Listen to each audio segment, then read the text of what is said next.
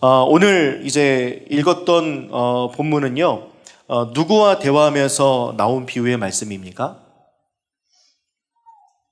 죄인들이 예수님께로 나오고 세리들도 예수님께로 나와서 바리새인과 율법 학자들과 나누었던 이야기입니다. 그래서 평판이 좋지 않은 사람들이 예수님 주변에 머물고 그 사람들은 많은 바리새인들과 죄인들이었고, 그래서 이 죄인들과 세리들과 또 자기가 어울리지 못할 만한 그 사람들 속에 있는 바리새인에게 예수께서는 잃어버린 것, 그래서 저번 주에 말씀드렸던 대로 예루살렘에는 그 팔레스타인 지방에는 60만 명의 유대인들이 살았고, 그 중에 6천 명이 바리새인과 율법학자였다. 1%. 그 다음에 양도 100마리 중에 한 마리 1%. 그러니까 그 1%에 해당하는 바리새인과 율법학자와 이제 대화하면서 그들과 이제 나누고 그들에게 말씀해주고 싶은 것이 있기 때문에 우리 주님께서는 이렇게 비유로 말씀을 하기 시작했습니다. 성경에 보면요, 세리를 이야기할 때 꼭 죄인의 그룹에 끼어서 이렇게 이야기합니다. 세리와 죄인들, 많은 세리와 죄인들. 한번 마가복음 9장 10절 한번 같이 읽어볼까요? 시작.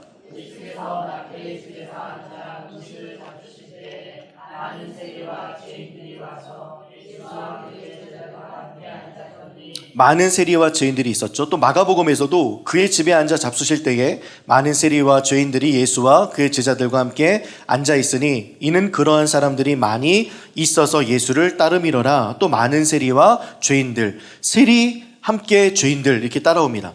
누가복음에서도 나옵니다. 함께 읽겠습니다. 바리새인과 그들의 서기관들이 그 제자들을 비방하여 이르되 너희가 어찌하여 세리와 죄인과 함께 먹고 마시느냐. 이렇게 세리가 이야기할 때, 세리라고 이야기할 때 죄인들이 함께 좀 따라옵니다. 예수님 시대의 세리는요, 로마의 위탁받은 징수원입니다. 제가 여태까지 생각했던 그 징수의 방법과는 좀 달랐는데요. 한번 그 문헌을 찾아보니까 예전엔 제가 어떻게 이 세리 관련돼서 말씀을 드렸냐면, 예를 들면 파주에 1억의 세금이 부과됐습니다. 여기 앉아있는 분들에게 1억의 세금이 부과됐어요. 그러면 그 1억 이상의 세금을 걷고 세리장이 1억을 상납하고 나머지를 본인이 갖고 세리들과 나눴다라고 생각했는데, 요세푸스 문헌에 보니까요, 어떻게 되어 있냐면 로마에서 직접세나 간접세에 1억을 딱 이렇게 세금을 매기면 세리장은 먼저 자기가 있는 돈 1억을 내요. 그러면 자기에겐 1억이 사라졌잖아요. 그러니까 여러 가지 생각을 했을 것 같아요. 내가 이것을 두고 어디 두고 하면 이자도 받을 텐데. 그러면서 사람들에게 많은 세금들을 걷기 시작했습니다. 그래서 직접세는요, 인두세도 있고 토지세도 있는데 성인 남녀에게 부과되는 세금이 인두세고요, 토지세는 땅의 수확에 따라 부과된 세금이에요. 그것은 농작물로 낼 수도 있고 과일로 낼 수도 있고 그걸 현금화시켜서 낼 수도 있습니다. 게다가 간접세가 있는데요, 간접세는 코에 걸면 코걸이에요. 통행세라고 하면서, 통행세, 오늘 이렇게 교회 딱 들어오잖아요. 문을 열면 세금. 또 다리 건너면 세금. 항구 이용하면 세금. 여러분들 오면서 주차했죠? 주차하면 세금. 엘리베이터 탔죠? 엘리베이터 타면 세금. 마을 간 마을 이동했잖아요. 김포에서 일산을 거쳐 파주에 왔어요. 세금 2번. 일산에서 파주에 왔어. 세금 1번. 파주에서 왔지만 마을 간 마을의 이동. 너희는 우리 김인철 집사님께서는 무슨 말이죠 거기가? 도시농부에서 지금 여기 탄현면까지 왔잖아요. 마을이 달라. 세금. 이렇게 걷기 시작했어요. 그래서 검문소를 세우기도 하고요, 검문소에서 상인들이 물건을 이제 팔려고 하잖아요. 수레의 가격을 보는 거죠. 야, 이거 좀 좋아 보이는데 이번에 새로 장만했어? 그럼 세금 내야지. 또 짐의 양, 오늘 좀 많이 팔 것 같은데 세금 좀 더 내 하면서 동물 수에 따른 차 등으로 세금을 내기도 하게 했습니다. 무역세, 시장세, 판매세, 선박세, 항만세, 법적 근거가 없는 추가 항목들을 만들어서요, 세금을 부과했습니다. 과도한 세금을 부과해도 이를 묵인해 줄 수밖에 없는 것은요, 이들을 통해 막대한 세금이 거쳐졌고요, 로마 정부와 함께 보조를 맡은 일들을 하다 보니 이 사람들이 귀했습니다. 그래서 이 사람들 옆에는 꼭 로마의 군 경찰들을 이렇게 배치시켜서 그들을 보호하게 했습니다. 그러다 보니 세리와 죄인들을 할 때 이 죄인들의 그룹 속에 세리도 있지만 로마에서 파견한 이방인들도 있었을 게 분명합니다. 총을 들고 칼을 들고 그 다음에 정복을 입은 세리장을 지키고자 하는 그 죄인들. 그래서 바리새인들은 그 사람들과 함께 있고 싶지 않았습니다. 또한 세리와 죄인이라고 했을 때 이 죄인의 그룹에 아까 말씀드렸던 이방인도 있었지만요, 죄인의 그룹을 명확하게 이 율법학자들과 바리새인들을 정해놨는데, 율법을 따르지 않는 자들, 몸을 파는 자들과 강도하는 자들이나 폭력배들, 이 사람들은 율법을 따르지 않는 자들로 간주해서 죄인의 그룹에 넣었고요, 종교 지도자들이 정한 사람들이 있습니다. 병자, 그 다음에 장애인, 이방인과 접촉한 자, 그 다음에 부정한 것과 접촉한 자 또한 죄인으로 보았습니다. 그 다음에 종교적으로 부정한 자들은요, 정결 규례를 따르지 않는 자들이었어요. 정결 규례라는 것은 어떤 것이냐면 히브리어로 타호르라는 말인데요, 위생적인 개념뿐만 아니라 영적인 상태에 관련된 것입니다. 그래서 민수기, 레위기, 신명기에 나타나면서요, 어떤 정결례를 가장 중요하게 이들이 생각했냐면 예배 생활하지 않는 자, 헌금 생활하지 않는 자, 공동체 생활하지 않는 자. 그래서 이 모든 자들의 그룹들을 하나님의 은혜에서 멀리 떨어진 자로 규정해 버렸습니다. 이 사람들과 내가 함께 있는 것이 싫었던 거예요. 이 죄인들의 그룹과 함께 있는 것이 싫었고, 나는 어떤 사람인데 라고 생각하면서 자기의 주관을 끊임없이 이야기했던 자가 바로 바리새인과 율법학자였습니다. 그래서 자신의 주관을 끊임없이 이야기하다 보니 하나님의 주권을 보지 못합니다. 하나님의 크심을 보지 못하고 내가 갖고 있는 지식의 양과 내가 경험했던 양 안에 머물고 갇혀서 크신 하나님을 보지 못해 결국에는 99마리 양을 그대로 예수와 함께 두고 한 마리 양으로 떠나가는, 나는 저들과 달라, 나는 저들과 결이 달라, 나는 고결한데 말이지 하면서 떠났던 그 한 마리의 양을 예수께서는 99마리와 한 마리 양을 비교하면서 예수님께서 말씀해 주고 계신 것입니다. 저번 주에도 말씀 나눴던 우리 메시지 성경 한번 보도록 할까요? 누가복음 15장 1절부터 3절까지인데요. 한번 메시지 성경으로 읽어보면 좋겠습니다. 시작.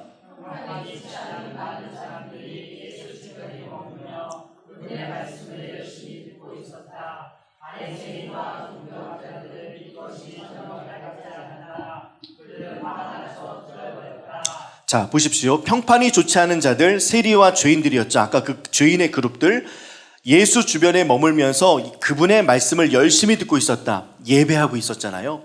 함께 예수님과 함께 예배드리고 있었는데 그 예배드리는 모습이 바리새인과 종교학자들은 전혀 달갑지 않았고 불편했습니다. 그래서 화가 나서 투덜거렸습니다. 그러면서 이곳이 내가 있을 곳이 아닌 것을 생각하면서 다음 절을 말하고 있죠. 함께 읽겠습니다. 이 사람들이 죄인들을 받아들이고 함께 식사하며 그들을 오랜 친구처럼 대한다. 그들이 불평하자 예수님께서 다음 이야기를 들려주셨다. 이렇게 나는 저들과 달라요. 죄인들을 받아들이고 함께 식사하고 오랜 친구처럼 대하다니요. 나는 그들과 함께 있고 싶지 않습니다. 라고 하면서 한 마리의 양, 그 바리새인과 율법학자는요, 자기 중심적인 마음으로 공동체를 이탈하려고 합니다. 아무리 생각해봐도 이곳은 내가 있을 곳이 아니야. 다시 생각해봐도 나는 여기와는 달라. 성경적으로도 맞지 않고 율법적으로도 맞지 않고 상황적으로도 맞지 않아. 여기에 총칼 든 이방인도 있고 세리도 있고 죄인들도 있는데 상황적으로 그래. 나와 이들이 같다고? 천만의 말씀. 저들은 죄인이야. 나는 의인이고. 그러나 나는 성경을 알고 하나님의 기뻐하시는 예배를 주관하지.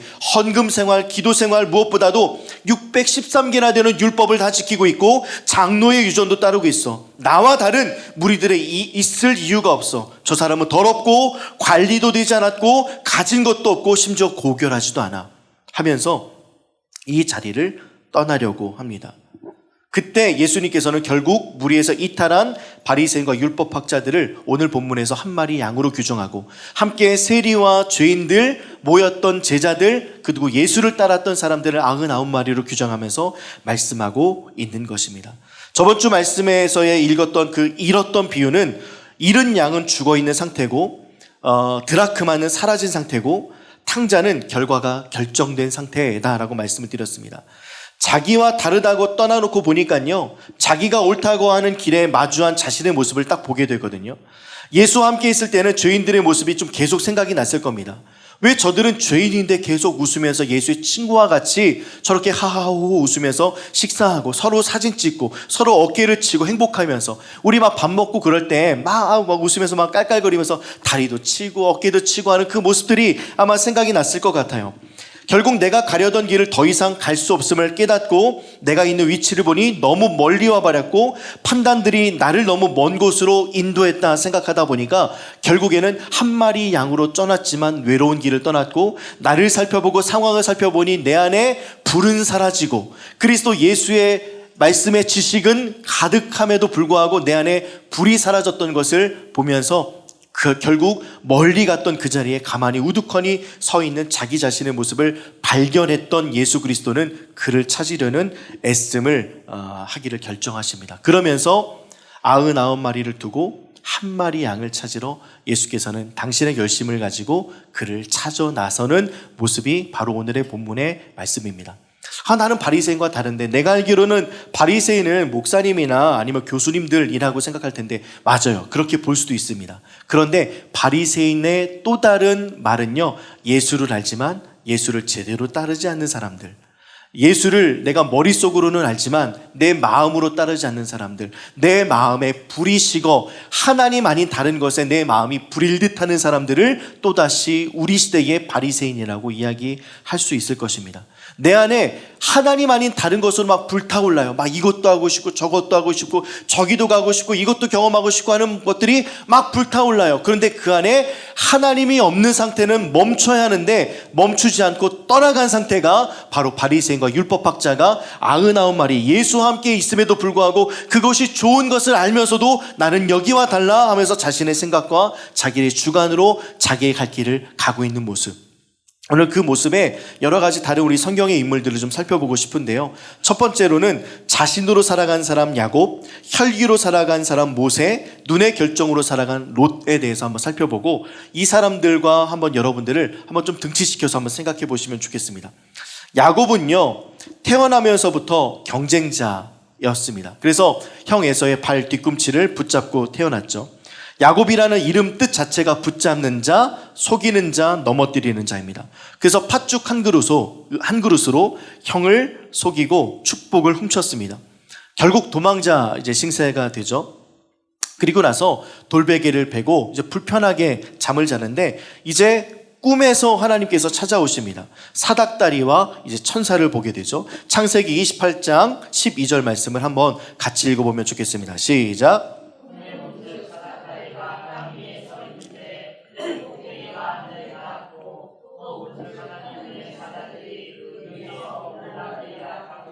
이렇게 돌베개를 자면서 형을 피하고 가족을 피해서 결국에는 라반으로 가는 길에서 라반의 삼촌의 집에 가는 길에 불편한 하룻밤을 맞이하게 됩니다. 두렵기도 하고요. 누군가를 속였으니 얼마나 마음속에 불편하고 두렵고 힘든 마음이 컸겠습니까? 그때 돌베개를 자는데 그 돌베개도 저는 돌베개를 펴보진 않았지만 우리 그 찜질방 같은 데 보면 그 나무로 된 그 베개 있잖아요.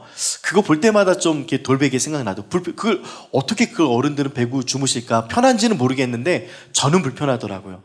그래서 수건을 깔아도 딱딱하고 그래서 안 쓰는 게 더 나을 만큼이나 아무튼 그 나무 베개보다도 돌베개 얼마나 평평하지도 않고 불편할까요? 그 불편한 밤을 보내고 있는데 하나님께서 나타나셔서 사닥다리와 천사들을 보여주십니다. 그때 하나님께서 보여주셨던 장면들을 야곱이 경험하면서 창세기 28장 16절에 이렇게 고백하고 있습니다. 함께 고백하겠습니다. 그때 야곱이 잠에서 깨어나 말했습니다. 여호와께서 분명히 이곳에 계시는데 나는 그것을 모르고 있었다. 그는 도망했던 자잖아요. 그는 사기쳤던 자고 그는 가족의 품을 떠나서 축복이라는 목적 하나만 가지고 다른 불을 가지고 지내서 결국에는 광야로 갔고 그곳에서 불편한 잠을 취하고 있는 그 상황에서 하나님께서 찾아오셔서 여호와께서 분명히 이곳에 계시는데 나는 그것을 모르고 있었다. 그러니 모르니 환상으로 보여주셨던 하나님을 만나 그곳을 베델이라고 말씀했거든요. 자신으로 살아간 사람에게 하나님께서는 찾아오신다. 내 스스로가 꽤 괜찮다. 나는 좋은 학문도 배웠고 나는 돈도 좀 있고 나는 체력도 있고 나는 내 갈 길 갈래 라고 하면서 갔던 그 걸음 속에서도 하나님께서는 그 실패한 걸음 아니겠습니까? 세상 사람들이 보기에는 실패한 걸음은 아닐 수 있어요. 그런데 하나님의 입장에서 보기엔 그 길은 실패한 걸음입니다. 하나님과 상의하지 않고 하나님의 불로 살아가지 않았던 이 야곱의 걸음들은요, 실패한 걸음 속에 자신으로 살아갔던, 자신의 자신감으로 살아갔던 그 사람에게 하나님께서 찾아오셨습니다. 이것을 성경에서는 이 사닥다리를 누구라고 표현하느냐? 바로 요한복음에서 예수께서 제자를 부르실 때 나다나엘과 한 이야기를 요한복음 1장에 기록하고 있는데요. 그것을 한번 제가 잠깐 말씀을 드릴게요. 이제 예수를 빌립이 만났습니다. 그때 빌립이 뭐라고 이야기하냐면 모세가 율법에 기록하고 여러 선지자라고 한 그 일을 우리가 만났다라고 하면서 나다나엘에게 예수를 소개합니다. 나다나엘이 그게 누군데? 그랬더니 빌립이 요셉의 아들 그 예수 있잖아. 야, 나사렛에서 뭐 좋은 것 바래? 그때 빌립이 와 보라 한 거예요. 그러니까 예수님께서 나다나엘이 오시는 것을 보고 뭐라고 말씀하셨냐면 보라, 참 이스라엘 사람이 여기 있다. 이 사람에게는 거짓된 것이 없다라고 칭찬을 하십니다. 나다나엘은 이렇게 이야기합니다. 예수님, 절 한 번도 본 적도 없으면서 절 어떻게 하세요? 예수님께서 말씀하십니다. 빌립이 너를 부르기 전에 내가 무화과 나무 아래에 있을 때 보았다. 빌립이 가기 전에 이 나다나엘이 있었던 위치를 정확하게 예수가 안 겁니다. 그래서 나다나엘이 놀랄 수밖에 없었죠. 그랬더니 뭐라고 고백하냐면 라비여, 당신은 하나님의 아들이십니다. 당신은 이스라엘의 왕이십니다. 라고 고백을 해요. 그때 예수님께서 무화과 나무 아래에 있었다는 것을 맞추니 그래서 믿는구나. 그런데 나다나엘아, 이것보다 더 큰 일을 너는 보게 될 것이야 라고 말씀하시면서 야곱의 사닥다리 말씀을 나다나엘에게 이야기하십니다. 그 말씀이 요한복음 1장 51절 말씀 함께 읽겠습니다. 시작.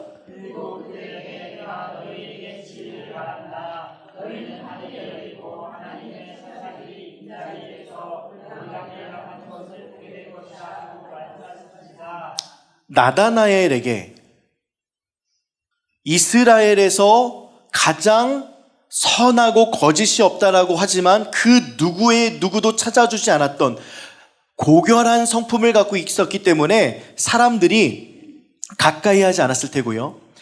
고결한 성품과 거짓이 없었던 성품들을 갖다 보니 사람들과 선을 긋는 인생을 살았을 겁니다.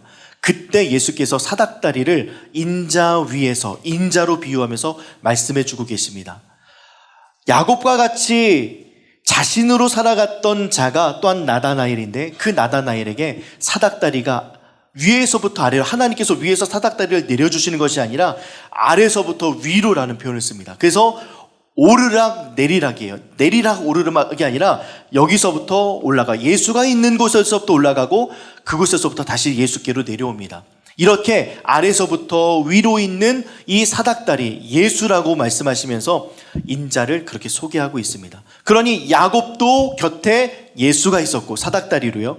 그 다음에 나다나엘에도 그 옆에 사닥다리인 인자인 예수가 함께 있었습니다. 그러니 이들의 인생 속에 예수를 만나서 베델을 세우고 다시 예배할 수 있는 거죠. 여러분들의 인생 속에서도요, 자기 주관으로 살아가다가 예수를 만난 그 시간들이 있다면 막 열심히 자기의 주관으로 살아가다가 어느 순간 팅 하나 맞는 것처럼 예수님께서 깨닫게 하시는 그 시간에 예수께서 이 사닥다리 인자를 보여주시면서 함께 여기 있구나, 내가 너와 함께 있어, 내가 너를 지키고 있었어, 나는 너를 끝까지 포기하지 않아, 이 하나님의 메시지인 것을 알고 그곳에서 무릎 꿇고 그곳에서 하나님을 찾는 저와 여러분들 되면 너무나도 좋겠습니다. 그래서 오늘 이 야곱을 통하여 나다나엘을 통하여서는요, 자신으로 살아간 사람에게 하나님께서 찾아오셨던 것입니다. 두 번째로는 모세입니다. 모세는 인생의 40년 단위로 끊을 수 있습니다. 40. 그래서 1기 왕궁 생활, 2기 광야 생활, 3기 출애굽 생활. 그러면서 이 40이라는 숫자는 하나님께서 꽉 채운 숫자입니다. 그래서 예수님께서도 40일 기도하셨고 노아의 홍수 때도 40일 비가 왔고요. 그 다음에 40일 금식을 하셨고, 이 40이라는 숫자는 꽉 채워준 숫자, 더 이상 넘을 수 없는 숫자입니다. 그렇게 하나님께서는 모세를 꽉 훈련시키시고 채우면서 훈련시키시고 그 눈이 아직 어두워지지 않았으나 가나안 땅을 들어가지 못하게 하셨습니다. 꽉 찼어. 넌 거기까지야. 1기 애굽의 왕자로 지내면서요, 무엇을 이뤄야지, 무엇을 해야지라는 마음으로 그는 살았습니다. 그래서 이스라엘 백성들 자신의 동족이 핍박받았을 때 폭력을 쓰게 되죠. 무엇인가 할 수 있다. 나는 무엇인가를 해야 되겠다. 무엇인가 나에게 주신 소명이 반드시 있을 거다. 하나님 없이 스스로가 손을 댔다오니 결국에는 살인자가 됐습니다. 그래서 도망갑니다. 그래서 40이 되고 난 이후 2기 광야 생활을 시작하는데요, 아무것도 남지 않게 하십니다. 가진 것이 아무것도 없고요, 먹을 것도 없고 마실 물도 없습니다. 끝이 정해지지 않는 광야 생활을 하기 시작합니다. 여러분, 광야는 힘들잖아요. 광야는 어려운 곳입니다. 근데 우리 인생 속에 광야는 우리를 깊어지게 만들죠. 근데 하나님께서도 참 그렇죠. 우리 윤정희 집사님에게, 정희야, 오늘부터 이제 광야 생활인데 한 3년간 이제 광야 생활 할 거야. 조금 견뎌라고 하면 이게 되잖아요. 군대 생활도 2년 2개월, 1년 8개월 딱 시간이 정해져 있으니까 할 수 있고 참을 수 있잖아요. 근데 언제 끝날지 몰라. 예훈이 지금 군대 가는데 언제 제대할지 몰라. 나라에서 너 제대라는 이야기를 해줘야 제대라고 한다면 그 얼마나 힘든 삶을 살아가겠습니까? 이게 바로 모세의 인생이었습니다. 광야, 언제부터 언제까지, 너 나이 80세까지 광야 생활이야가 아니라 그냥 오늘부터 광야. 그러면서 광야로 지냈던 사람. 그래서 이 생활도 좀 익숙해지고 있을 때, 인생을 좀 포기하고 싶을 때, 그냥 왕궁에서 배운 것도 잊어버리고, 그래서 모세가 말이 좀 아둔하다고 성경에서 표현하잖아요. 광야에서 40년 동안 생활하고 누구와 대화도 하지 않다 보니 결국에 그가 썼던 이집트 말을 쉽게 잊어버렸을 것 같습니다. 우리 외국에 오랫동안 장기간 나왔던 사람들 대화하다 보면 한국말 많이 잊어먹잖아요. 단어도 서툴고요.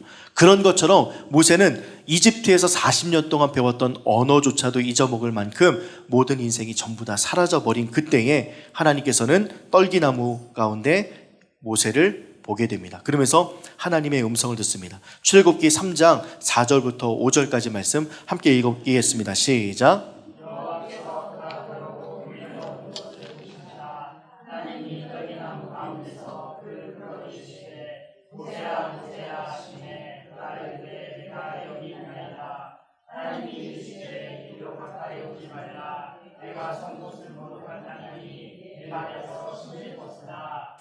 이 혈기 가진 모세를 하나님께서 다루시기 시작하는데 40년 걸렸습니다.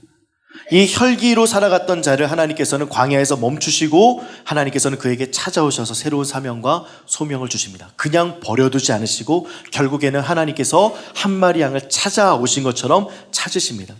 여러분들 얼마나 많은 혈기로 이 땅 가운데 지금도 살아가고 계십니까? 그 혈기를 멈추기 위해서는 광야가 필요한데, 광야를 마주하기 전에 하나님 앞에 이 혈기를 내려놓는 저와 여러분들 되면 너무나도 좋겠습니다. 혈기로 살아가는 자를 하나님께 반드시 멈추십니다.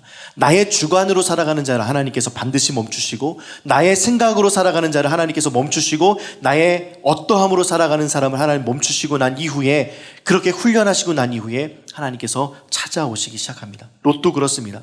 그는요, 눈으로 살아갔던 자였거든요. 그래서 아브람과 지역을 선택할 때도요, 보기 좋은 것을 선택했습니다.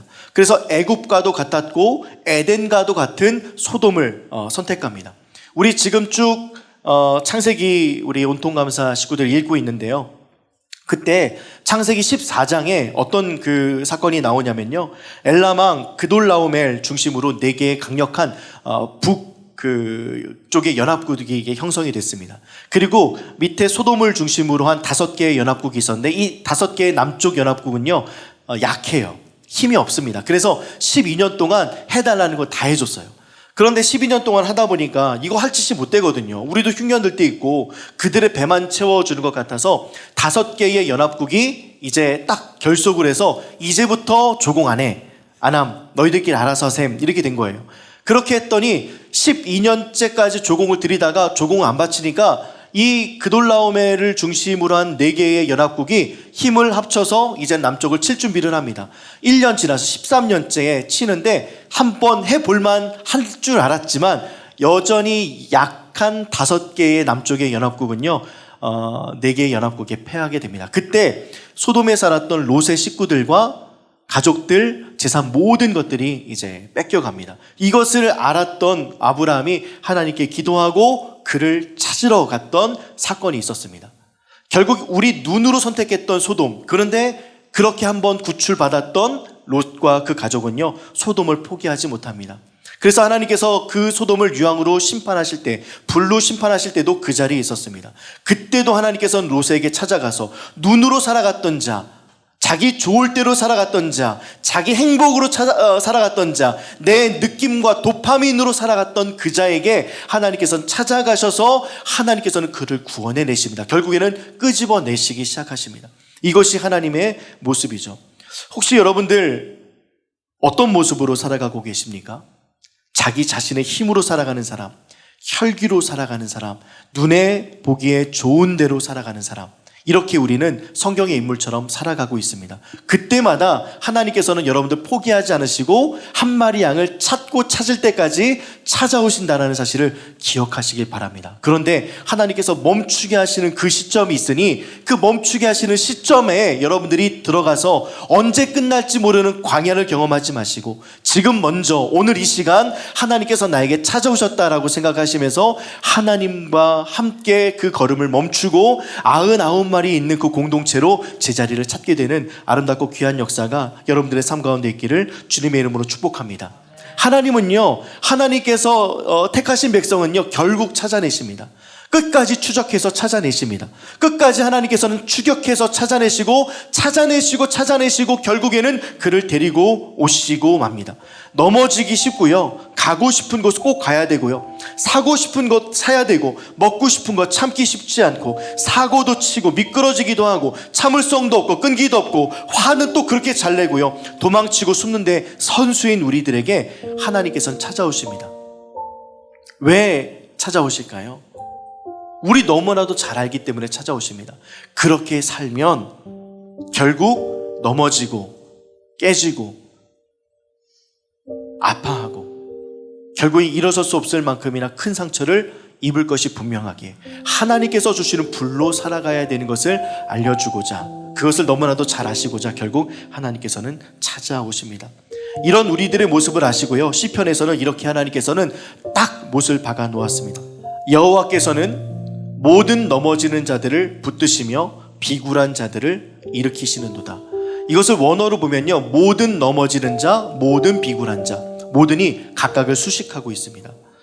우리의 넘어진 자리요, 시험도 있고 인간관계도 있고 부모도 있고 자녀도 있고 또 재정도 있고 만 가지 어려움에 넘어진 우리를 하나님께서는 그 자리에서 붙드신다.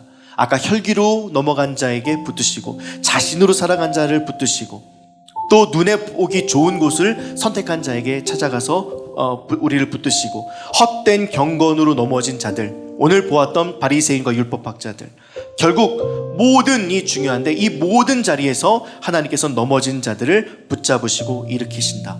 이 자리에서 우리가 넘어지지 않도록 하나님께서는 붙잡아 주시고 찾아오시고 결국에는 데리고 오신다.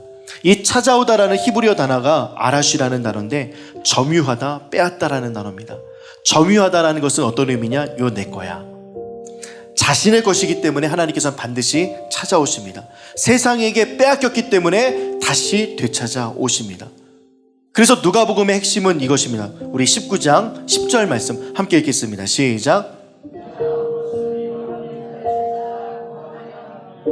예수께서 이 땅에 오신 이유는요, 잃어버린 차를 지금도 찾아서 구원하시기 위함입니다.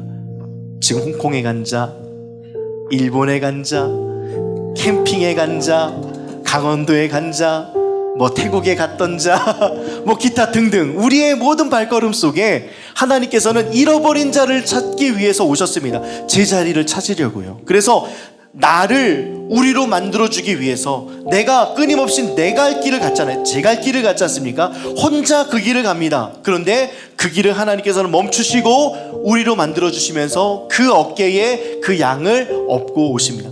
다음 주는 반드시 다시 한번 이야기하지만 홍콩 갔던 자를 업고 오시고, 일본 갔던 자를 업고 오시고, 또 어딘가 뭐 맥금동 갔던 자를 업고 오시고, 뭐 기타 등등 어디를 갔던 자들을 당신의 어깨에 메고 오셔서 얼마나 많은 대화를 나눌 수 있을까요? 예수님께서. 그래서 성경에 보면 예수께서는 그 100마리의 양의 이름들을 다 아실까요? 모르실까요?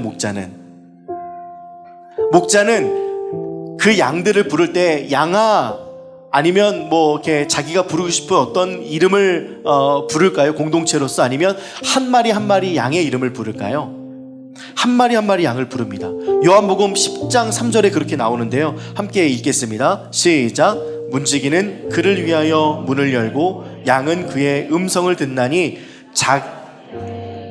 각각 불러 자기 양의 이름을 각각 불러 인도하여 낸다. 그러니 그 양의 이름이 있습니다. 우리 이름을 불러주십니다. 그러면서 덜 들쳐업고 올 때에 누구누구야, 지연아, 재영아, 너 왜 그랬어? 근데 그때에도 내가 널 보고 반드시 올 거라고 생각했어. 나는 널 믿어. 그러면서 점점 굳고 경직됐고 무서웠고 혼날 것 같은데 혼내지 않으시고 하나님의 어깨에 메어져서 그분과 대화하면서 오다 보니 결국에 나의 마음이 풀어지고 이제는 결단이 생기게 되겠죠. 주님, 다시는 그 하나님께서 만드신 공동체에서 내가 흩어지지 않겠습니다. 내가 내 자신으로 살아가지 않겠습니다. 내 혈기로 살아가지 않겠습니다. 내가 보기 좋은 대로 살아가지 않겠습니다. 내가 넘어진 그곳을 다시 넘어지지 않도록 하겠습니다.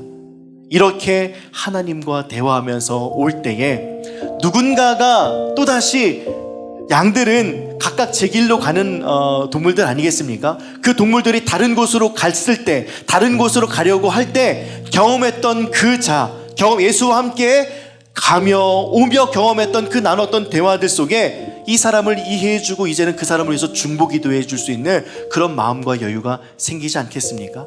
그래서 예수께서는 말씀을 알고 있고 하나님을 알고 있는 바리새인과 율법학자들을 잡으려고 애를 쓰셨던 것이죠. 지금 나에게 찾아오시는 예수님을 발견하시기 바라고요. 그분의 음성에 귀를 기울이시기 바라고요. 내 인생에 목자가 있는지를 늘 확인해 보시기 바랍니다. 내 인생에 목자가 없다, 그분의 음성이 들려지지 않는다, 그러면 여러분들 이탈된 것입니다. 그래서 이번 한 주간 여러분들에게 조금 드리고 싶은 솔루션이 있습니다. 153 한번 따라해 볼까요? 153 하루 5분 기도하는 거, 3은요 3번 감사하는 거. 한번 해보세요. 3번 네. 그래서 하루에 한 5분 정도는 그냥 기도하는 거예요. 제자리를 찾기 위해서. 그리고 3번 취소인 거죠. 153 생각하면서 우리 하나님과 함께 하루를 보내면서 난 기도한다, 그리고 3번 감사한다. 이렇게 제자리를 찾는 이번 한 주간 되기를 주님의 이름으로 축복합니다.